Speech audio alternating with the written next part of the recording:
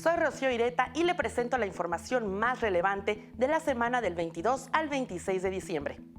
El analista Jesús Silva Herzog aseguró que la reforma electoral es la que genera mayor expectativa para el 2026 y está en manos de la aplanadora morenista que decide los pasos a seguir. Por otro lado, destaca la falta de contrapesos en la política. El gobierno morenista no tiene a quién rendirle cuentas y la única resistencia fue encabezada por la sociedad civil tras el asesinato del alcalde de Uruapan, Michoacán, Carlos Manzo. Sin embargo, no es suficiente para provocar un cambio en el partido oficial. Y con uno, el maestro Jesús Silva Herzog Márquez, profesor de la Escuela de Gobierno del TEC de Monterrey, a quien le damos siempre la bienvenida y las buenas noches. ¿Cuáles son, Jesús? Bienvenido. Las expectativas para el año que está por asomarse ya en el horizonte, desde el punto de vista político, ¿te centrarías solamente en la reforma electoral? Bueno, yo creo que ese es el anuncio del arranque del 2026. Creo que está muy cantada esta reforma electoral que ha estado trabajando el grupo de la presidenta Sheinbaum con la coordinación de Pablo Gómez. Yo creo que ese es el arranque del año en donde pues me parece que hay señales bastante preocupantes con esta idea de reducir el Congreso y sobre todo de reducir la pluralidad que ya está muy disminuida en la representación parlamentaria y en donde escuchamos de la presidenta una y otra vez que pues el enemigo es el criterio de la representación proporcional. Entonces habrá que ver de qué manera se aterriza esto en la propuesta que se presente en las primeras semanas del año que viene, sabiendo pues que hay una aplanadora que se ha estado usando para no solamente hacer y cambiar las leyes, sino también para darle al país una nueva constitución. La verdad es que si hacemos la suma, la verdad es que tenemos pues prácticamente una nueva constitución que se ha ido redactando en los últimos 7 años. Ciertamente, con muchos cambios, demasiados cambios. Ya son parches y más parches. Esta reforma electoral evidentemente va a ser el tema más fuerte seguramente desde el punto de vista político. Pero hay muchos pendientes todavía en el ámbito de la presidencia de la República y su relación con los contrapesos. Estamos llegando a la conclusión de que solamente los periodistas están quedando como contrapeso. Claro, por supuesto, la sociedad que refleja a veces inquietudes muy serias en las redes sociales, pero desde el punto de vista, digamos, profesional e institucional, contrapesos los periodistas, Jesús, no sé cómo lo veas. Pues mira, comentócratas, como tú comprenderás. Sí, me parece que en términos institucionales hemos perdido estas esferas de poder que podían detener una decisión arbitraria, pedir mayor reflexión al aprobar una reforma legal, una reforma constitucional. No hay ninguna institución que pueda detener, que pueda pedir cuentas al poder presidencial. Pero sí me parece que podríamos identificar en ciertas órbitas de la sociedad civil un frente de resistencia a esta aplanadora de la que hablábamos hace un momento, ¿no? Pero, sin embargo, no se manifiesta esa resistencia social. Yo no digo que sea una oposición criminal que busca hacer la revolución con las armas, no.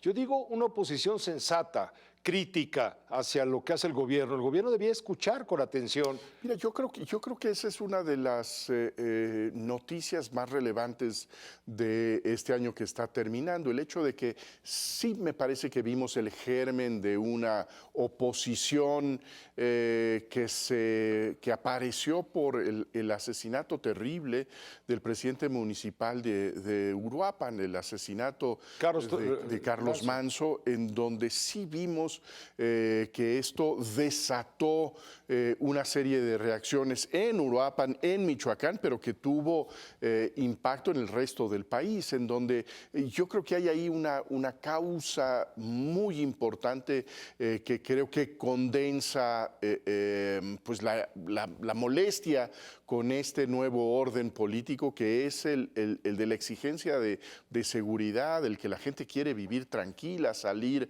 a la calle sin la amenaza de ser víctima de un delito. Yo creo que ahí hay un germen que habría que ver de qué manera se va manifestando, no solamente, como mencionabas, no solamente en términos electorales, sino también de organización cívica, de aparición de centros autónomos de opinión, en donde pueda haber una visión distinta a la que se expresa desde el poder oficial. ¿Cómo juzgas rápidamente, no sé si venga al caso, pero cómo juzgas lo dicho por Marco Rubio, el secretario de Estado de los Estados Unidos, el viernes, Sí. cuando reconoce que como nunca en su historia México está haciendo un gran esfuerzo Sí. en materia de seguridad? Yo creo que es muy notable el papel que está jugando el secretario de Estado. Me parece que dentro de este equipo de halcones que tiene el presidente Trump, empezando pues por él mismo, en donde la posición es muy virulenta, muy fuerte, en contra de México, en contra de lo que hace su gobierno. Hay esta mano que se tiende una y otra vez, porque es una posición que reitera Marco Rubio. Ya había tenido una declaración un poco en ese mismo tono de reconocimiento de lo que está haciendo el gobierno de Claudia Sheinbaum en materia de seguridad y en cooperación con los Estados Unidos. Ahí es un poco este juego del policía bueno y el policía malo, ¿no? Uno que amenaza y el otro que de alguna manera concilia. Y no podemos descartar como una parte, digamos, peligrosa en lo que se refiere a lo económico y comercial en la revisión del tratado que ya va a iniciar y que tengo entendido que en junio tiene que estar ya decidido si sigue, si se mantiene, si México abre un tratado bilateral con Estados Unidos Sí. y otro con Canadá. Sí, ahí la verdad es que el gran problema es que estamos negociando con un político impredecible, un hombre que un día se puede despertar con gestos muy conciliatorios, en donde habla de la necesidad de entrar en un entendimiento con sus vecinos, y el otro con ánimo de reventarlo todo e irse por una vía independiente en donde solo está Estados Unidos. Este discurso de América primero, de Estados Unidos primero, es casi Estados Unidos solito, ¿no? Y lo que sobre para México. Exactamente. Gracias, Entonces, Jesús. muchos frentes de tensión política en el frente interno, internacional. Será un año muy animado, por lo menos, ¿no? Gracias, Jesús. Felicidades. Gracias, Pepe. Nos vemos aquí el año que entra. Con muchísimo gusto, claro. que sí. Gracias. El maestro Jesús Silva Herzog Márquez. La doctora María Amparo Casar en la parte internacional pinta un año muy difícil para México. En el tema de los contrapesos, los empresarios podrían ser la luz al final del túnel, además del Banco de México, mientras siga manteniendo su autonomía. Podemos sumar también al gobierno de Trump, que no quita la vista de todo lo que ocurre en nuestro país. Bueno, pues estamos en las postrimerías del año 2025, ya se nos fue, ¿no? ¿Y cómo se vislumbra el año político 2026 por iniciar ya dentro de una semana? Bueno, además del Mundial de Fútbol, todos tendremos que estar atentos a la reforma electoral y obligadamente bien informados. Para eso estamos nosotros, los noticiarios. Permítame saludar a la doctora María Amparo Casar, siempre a todas horas en su juicio, siempre pendiente de lo que va a suceder el año entrante y lo que venga. María Amparo, bienvenida, ¿cómo te va? Buenas noches. ¿Cómo esperas 2026 en lo particular, en lo personal y en lo político? Muy buenas noches, Pepe. Dejamos lo personal a ver cómo va pintando, pero seguiremos trabajando por y para México. Pero no sé si me estás invitando a hacer una cábala y voy a acabar siendo agorera, no lo sé, Pepe, pero mira, en la parte internacional pinta muy difícil, ¿no? No solamente tenemos tres conflictos pues muy fuertes, como son el de Sudán, muy olvidado, ese país en guerra civil hace tantísimos años, con millones de personas que están envueltas en esto y que no se ve fin. Está también Ucrania, que tampoco se llega a un buen pronóstico. y finalmente pues Hamas e Israel, que también promete seguir en una especie de impas. Y además, bueno, tenemos el avance de la derecha en Europa, que no suena bien, tenemos la amenaza de Trump sobre Venezuela y finalmente la amenaza de una posible alianza entre China y Rusia. En fin, eso es lo que veo por el lado de lo internacional. Todo esto, desde luego, afecta a México, pero ya si hablas de México, lo primero que mencionaste tú fue la reforma electoral. Estoy de acuerdo contigo. Viene una reforma electoral que no será una reforma como fueron las anteriores, toda la transición democrática, una reforma de consenso, es una reforma que va a ser impuesta por el partido en el poder. Para eso tienen sus 2/3 en ambas cámaras, aunque hayan sido 2/3 pues realmente conseguidos a la mala. Se los dio el tribunal violando la Constitución, pero ahí lo tienen y podrán hacer prácticamente lo que quieran, Pepe, de lo que sabemos que se ha filtrado y demás, y bueno, de lo que ha dicho también Pablo Gómez. Esperamos, si no la desaparición de la representación proporcional, de los que llamamos los plurinominales aquí en México, cuando menos sí su disminución, y también veremos que le retiran dinero a los partidos, cosa que podría poner en peligro la alianza con el Partido Verde y el del Trabajo. Pero lo que está fuera de discusión en esto, Pepe, en la reforma electoral, es que va a ser una reforma para beneficio de los morenistas y en el mejor de los casos de la alianza, pero es una reforma para perpetuarse en el poder, un poder ya de por sí concentrado, Pepe. A estas alturas de cómo marchan las cosas y en el 2026 no será diferente, ya no hay contrapesos al superpoder presidencial. Tiene cooptado al poder legislativo por esa mayoría a la que te referiste, legal o ilegal. Tiene cooptado al poder judicial con esta nueva Suprema Corte de los acordeones o como la quieras llamar. Estamos viendo una concentración de poder y uno se pregunta, ¿dónde quedan los contrapesos a ese poder que son sanos en cualquier democracia? Y llego a la conclusión, no sé si lo compartas, que solamente están los comentócratas académicos, críticos, periodistas, en fin, son los únicos que en un momento dado la sociedad misma, a través de todos estos que te refiero, puede manifestarse en contrapeso, pero parece que es un contrapeso muy endeble.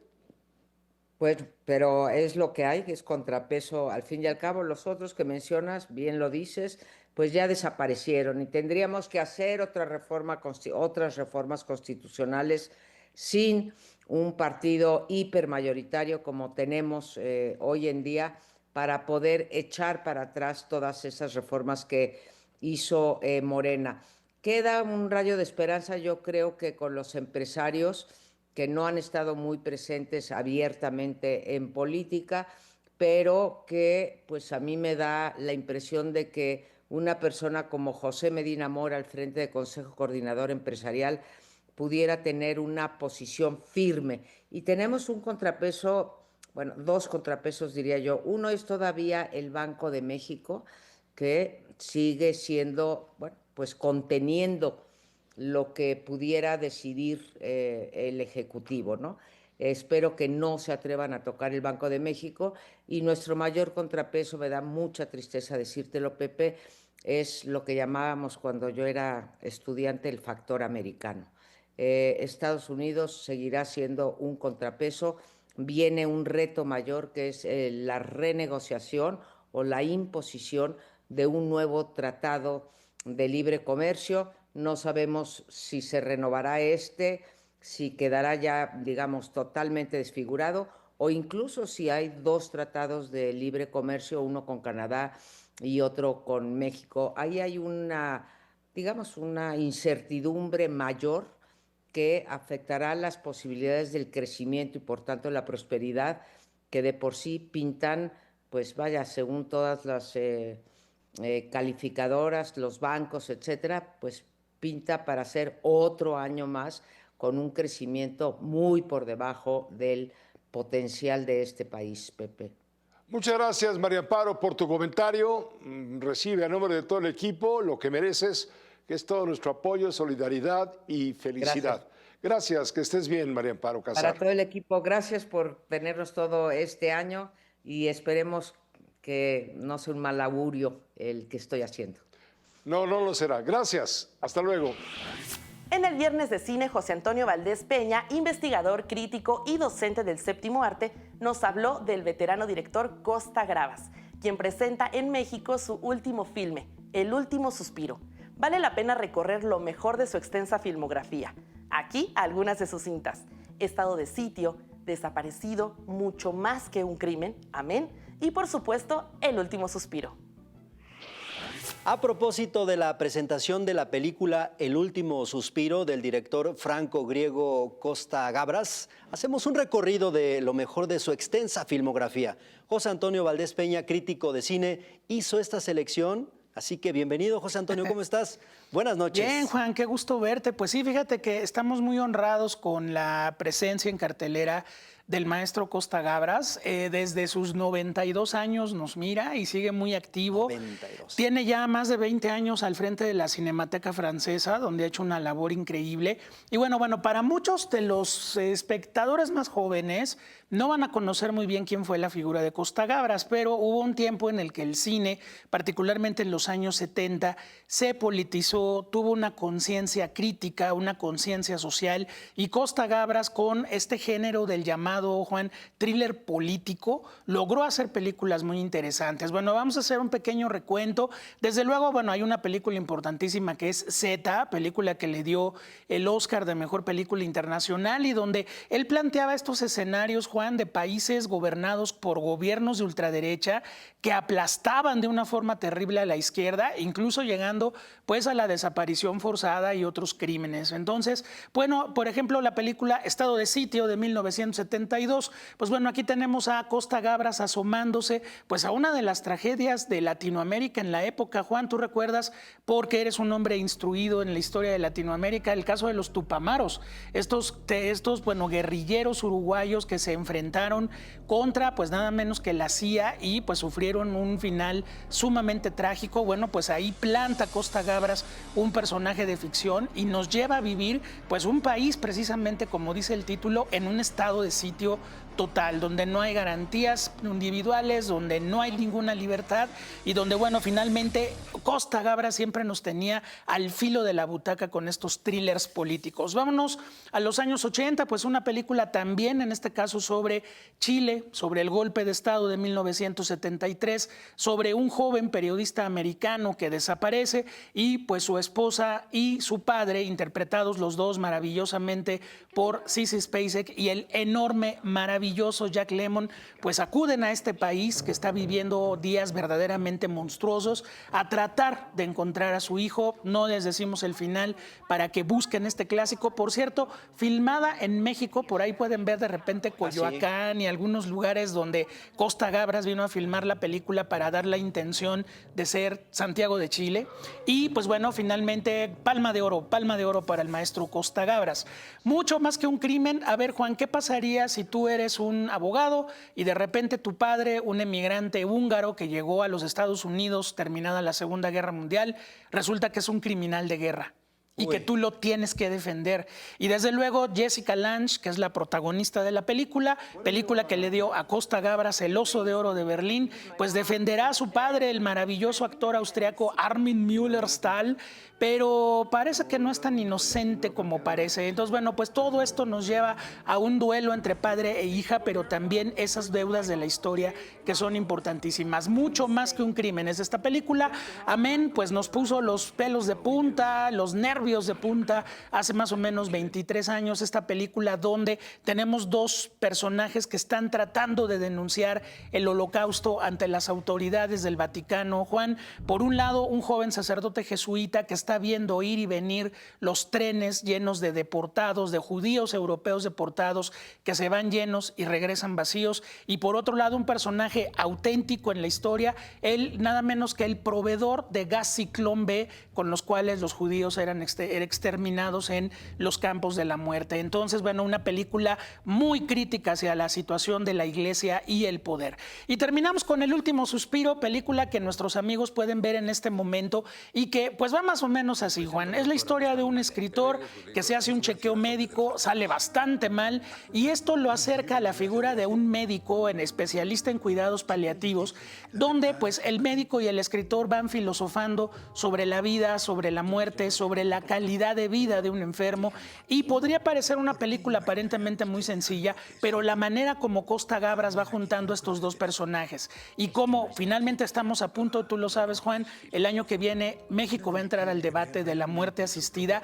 Esta es una película que no se pueden perder en este fin de año y bueno, pues celebrar que a los 92 años el maestro Costa Gabras sigue filmando, sigue presente y no tiene muchas ganas de irse, así que ojalá tengamos muchas más películas de este gran cineasta comprometido con un cine de gran conciencia social. Pues que así sea, José Antonio, Así y por lo es. pronto yo me quedo con El último suspiro para la reflexión sobre... Claro que sí. Muy Bien. bien, en cartelera en estos momentos. Perfecto, José Antonio Valdés Peña, muchísimas gracias. Gracias a ti, Juan, gracias a todos. Feliz año, ya acabamos este 2025. Ay, que así sea y que sea un excelente 2026. Así Muchas sea. gracias.